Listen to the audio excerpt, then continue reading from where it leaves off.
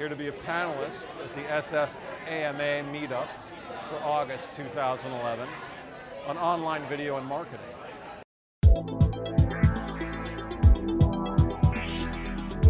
I like that it's about video content. I've been managing our small business blog, and video is going to be an increasingly important part of our strategy going forward. You know, AMA has been a great organization. They really get involved within the community. We're very excited to be a sponsor today of the event.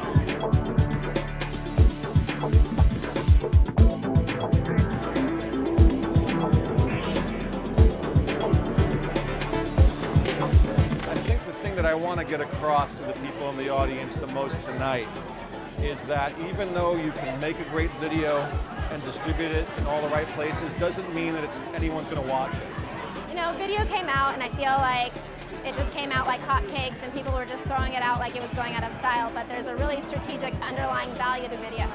It's a great way for companies to reach their target audiences. So the question you have to ask yourself is, does your product need to be seen in action in order to be sold? So if it's the case that you need to demonstrate your product to your customer to sell it, video is probably the best way to do it. At what point do you decide that you're going to use video versus text or a simple banner ad to market your product?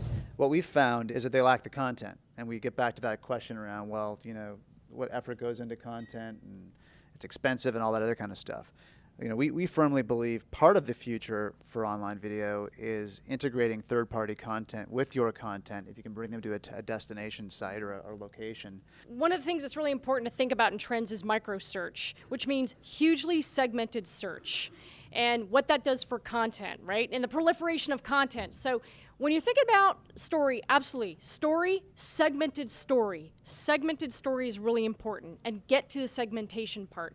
Brand content is becoming king, and brands have the opportunity, small brands and big brands, to say, I'm going to actually create content that people want to spend time with, not just interrupt around other content.